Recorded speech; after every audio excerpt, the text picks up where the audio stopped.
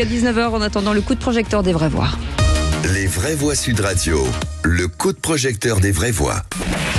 L'argent ne fait pas le bonheur, mais on est tout de même bien content d'en avoir. Il me semble que si on arrive à baisser, en plus de ce qui a déjà été fait et prévu d'environ 5 milliards l'impôt sur le revenu, ce sera un geste significatif. Pognon, pognon, pognon, pognon, pognon, je n'entends parler que de ça tous les jours. Alors, les impôts n'augmenteront pas, c'est un engagement que nous avons pris avec le président de la République. Car enfin, pour gagner de l'argent, il faut bien le prendre à quelqu'un. Je pense que un travail avec les parlementaires qui, depuis des années, ont essayé de regarder de quelle manière on pouvait avoir un meilleur équilibre. 2500 pièces d'or. Mais vous voulez que je trouve 2500 pièces d'or dans le cul d'une vache?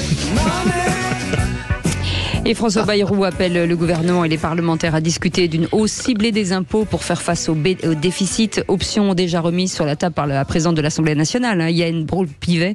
Mais le ministre de l'économie, Bruno Le Maire, rejette catégoriquement cette hypothèse, Philippe. Alors parlons vrai, une hausse des impôts est-elle inéluctable vu le déficit prévu dans le budget de l'État qui est à plus de 5% du PIB alors qu'on devrait être à 3 ou à moins? Si oui, quels impôts faut-il augmenter? Particuliers, sociétés, directs, indirects, est-il possible de faire sans hausse d'impôts en taillant à la serpe dans les dépenses publiques? Comme dit Bayrou, pour réduire le déficit, faut-il des hausses d'impôts ciblées? Vous dites non à 62%. Aude attend vos appels au 0826 300 300. Et notre expert du jour, Benoît Perrin, directeur de Contribuables et Associés. Bonsoir, merci beaucoup d'être avec nous. Parler de gros sous. Philippe Bilger.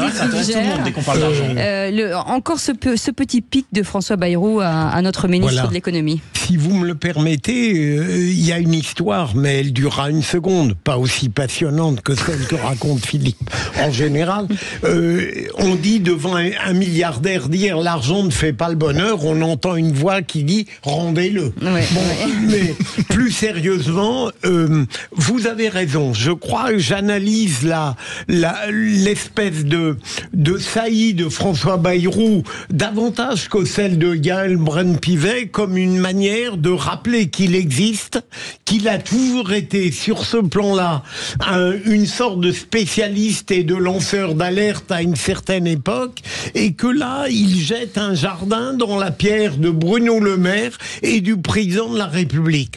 En ce qui me concerne, je crois qu'ils vont continuer la ligne de réduire très modestement les dépenses sociales. Ils vont le faire, mais ils ne le font pas d'une manière drastique, et s'il fallait, sous le contrôle de Benoît, évidemment réduire, avoir des impôts supplémentaires, contrairement à ce qu'on dit aujourd'hui, pourquoi pas à l'égard des particuliers, dans la mesure où les entreprises se sont vues accorder depuis des années des avantages sans qu'à aucun moment elles aient rempli leurs obligations.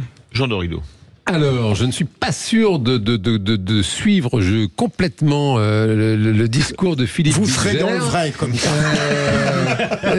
Simplement, voilà, en bon français, pour réagir à ces propos de Monsieur Bayrou, augmenter de façon ciblée les impôts. Si je suis pas dans la cible, je trouve que l'idée, ma foi, n'est pas sotte, parce que c'est un fait, et je suis pas sûr de comprendre Philippe Bilger, mais c'est un fait que on a des entreprises en France qui font des profits absolument colossaux. Nous avons en France des capitaux absolument colossaux, et aujourd'hui le travail est incroyablement taxé, l'URSSAF, la retraite, enfin on ne travaille, pour caricaturer, que pour payer ses charges sociales et ses impôts, alors que par des pirouettes fiscales on a des capitaux absolument colossaux qui sont très très peu taxés, et c'est un fait que l'idée quand même de répartir tout ça pour remplir les caisses de l'État, parce que c'est notre argent à nous tous, mais en soi, c'est pas une mauvaise idée.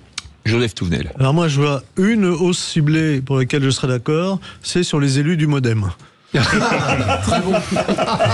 Pour le reste, il me semble que on a un taux de prélèvement qui est quasiment le premier au monde, si ce n'est le premier au monde aujourd'hui, et que trop c'est trop. Si on regarde, les particuliers payent beaucoup. Les entreprises, alors effectivement, les entreprises qui font des très gros bénéfices, à la limite, je préfère les entreprises qui font des gros bénéfices que les entreprises qui font des pertes. Et les multinationales qui font les plus gros bénéfices, ces bénéfices, c'est généralement à l'étranger. Donc dessus, on n'a pas la main.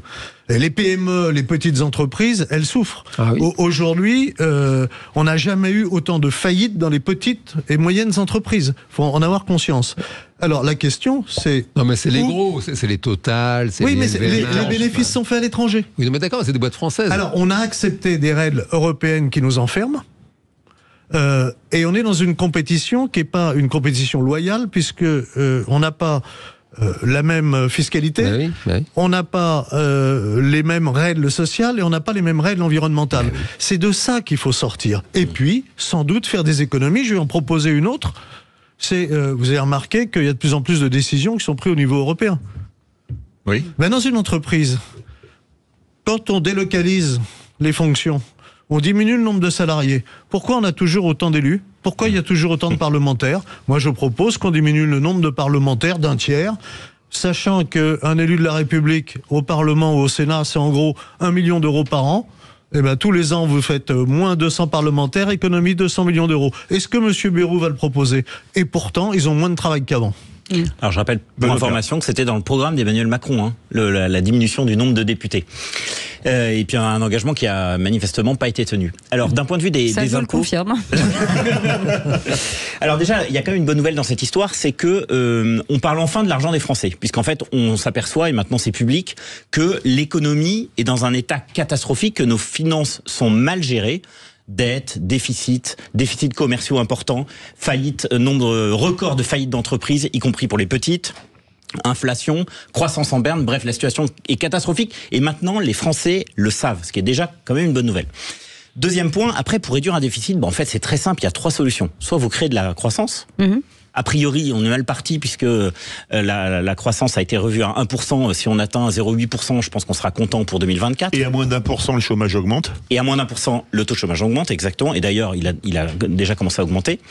Donc, soit vous comptez sur la croissance. C'est difficile en ce moment et on sait que pour les années qui viennent, ça risque d'être compliqué. Vous savez qu'il y a eu une descente du Sénat, c'est assez amusant, à Bercy la semaine dernière, qui a donné des chiffres assez intéressants. En gros, on est parti sur des taux de croissance, voilà, on le sait, relativement basses pendant plusieurs années. Mais donc comment la croissance, on peut pas y compter. Et comment on explique la croissance parce qu'en fait, très simplement, on a... pourtant, on a l'impression qu'il y a énormément d'entreprises qui se créent un peu partout. Alors, il y a d'abord, donc beaucoup d'entreprises, on vient d'en parler, qui malheureusement sont arrivées en fin de vie.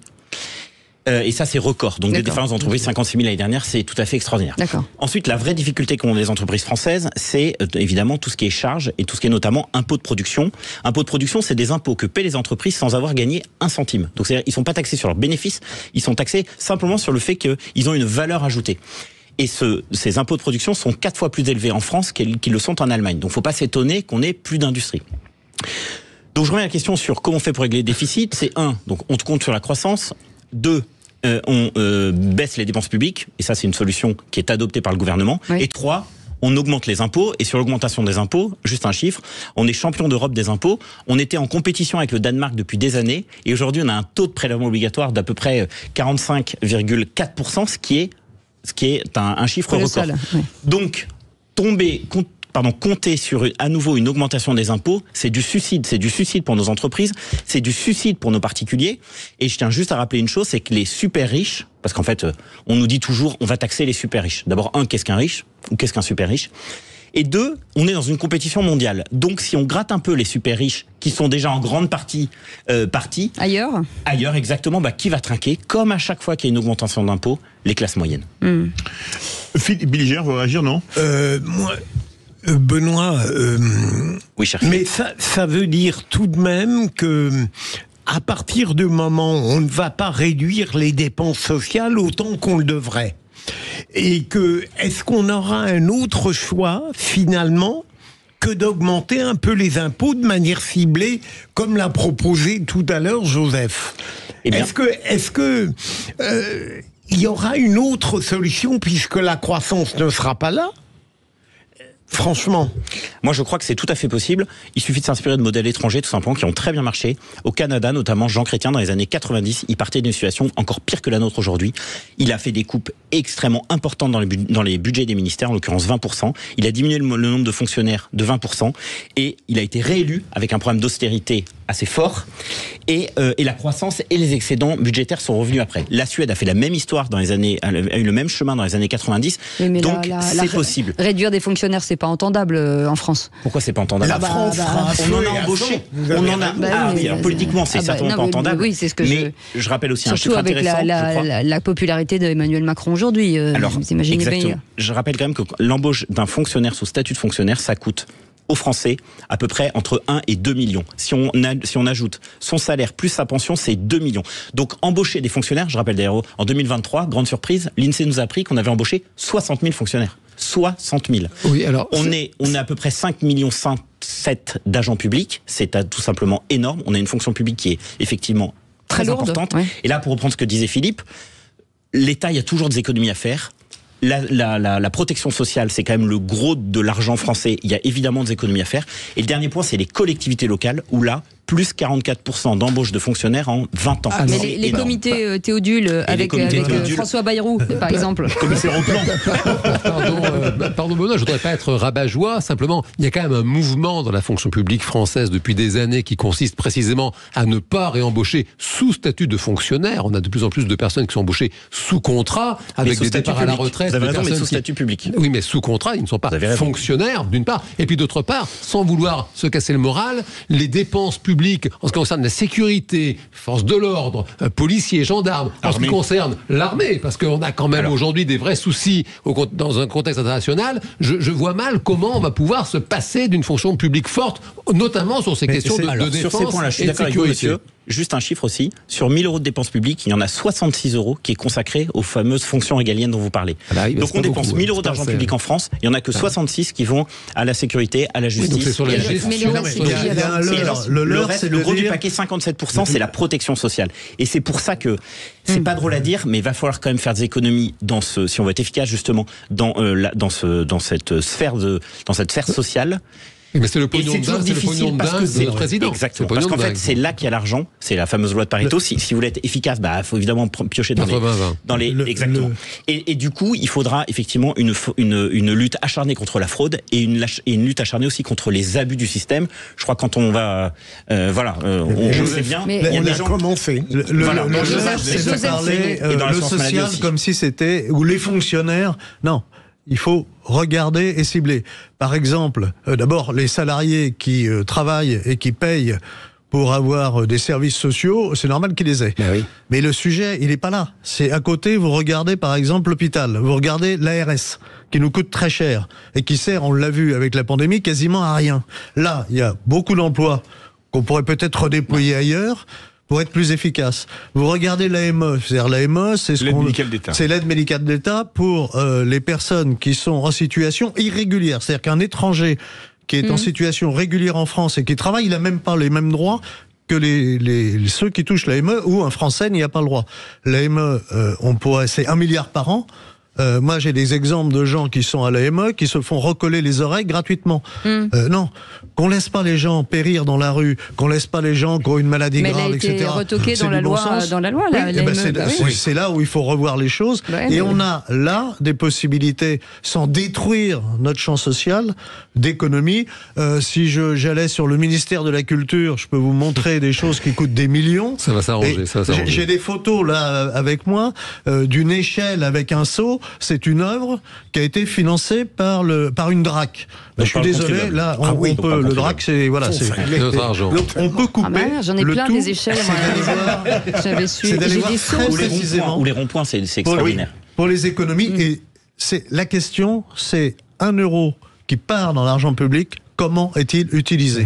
Et là, on a une absence de réponse concrète. Vraie question, parce que le régalien ne fonctionne pas alors qu'on est le pays le plus taxé du monde. On a une armée à l'os, on n'a qu'un seul porte-avions, il en faudrait 2. La justice ne va pas, l'hôpital ne va pas, l'éducation ne va pas. Où passe le pognon pour parler vrai ? C'est vrai.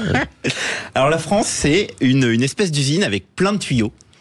Et plein de tuyaux percés. Mais il n'y a pas... Ça serait trop facile de vous dire faut faire des économies dans tel domaine. Alors vous avez raison, sur les ARS, c'est quand même 9000 agents qui sont payés à faire des normes. Et quand vous allez dans les hôpitaux, que vous disent les médecins... Et qui sont très bien payés parce qu'ils sont très qualifiés en général. Exactement. Et que vous disent les médecins, c'est qu'en gros, ils passent leur temps derrière des tableaux Excel à faire des reportings que personne ne lit. Pourquoi ? Parce que ce sont des normes qui sont édictées par les ARS en question. Donc vous avez raison. Le problème de l'AME, par exemple, c'est qu'effectivement, on va être obligé de passer par plein de petits efforts un peu partout, parce qu'on n'a pas, encore une fois, de gros tuyaux, à part le tuyau en partie quand même de la protection sociale. Protection sociale, c'est famille, retraite, chômage, logement. À part ce gros tuyau qu'il faut effectivement sur lequel il faut mettre un certain nombre de rustines, on va devoir faire des efforts effectivement dans tous les ministères parce que de l'argent à récupérer, il y en a partout. Le vrai sujet, c'est surtout éviter les gaspillages, la suradministration, remettre les fonctionnaires par exemple juste aux 35 heures. Parce qu'on sait que, notamment dans la fonction publique, il y en a plein qui sont en deçà des 35 heures. Il faut moins de fonctionnaires, mais mieux payés. Il y en a qui sont bien au-delà des 35 heures. Hein. Je pense à mes amis commando parachutistes. Ouais, bon, je parle pas des sur le terrain. Quand on parle des fonctionnaires, on mêle tout. Non, mais déjà, si on vous paye pour 35 heures, il faut les faire déjà. Mais déjà, je rejoins Cécile, Benoît. Mais en France, on ne peut pas tout se permettre. On va avoir une France à feu et à sang si on met en œuvre ce qu'il faut faire. Alors le problème, c'est qu'on nous tient, et vous avez raison Philippe, mais on nous tient ce discours-là depuis 30 ans en disant on ne peut rien faire parce que si on fait quelque chose, eh bien il y a tout le monde dans la rue. Le problème, c'est que on paye aujourd'hui une radicalité nécessaire parce que les décisions à l'époque n'ont pas été prises par les gens qui nous gouvernent. Donc c'est pas ce gouvernement, c'est pas le gouvernement précédent, c'est l'ensemble des gouvernements de 50 ans. Il y a l'immigration quand même, il faut quand même l'aborder. Ça veut pas dire qu'il faut fermer la France et dire les immigrés c'est de votre faute, mais il y a un coût lié à l'immigration, un coût social, un coût de logement, un coût de prise en charge et qui est énorme. Qui est 53 milliards par an. Mais il y a aussi toutes ces lois qui sont promulguées, sur lesquelles il n'y a jamais de bilan. On ne sait pas si ça fonctionne, si ça ne fonctionne pas, ça aussi c'est un sujet. Alors le vrai sujet, c'est qu'effectivement, il n'y a jamais d'étude d'impact. Voilà. C'est un très bon exemple. Je cherchais le mot.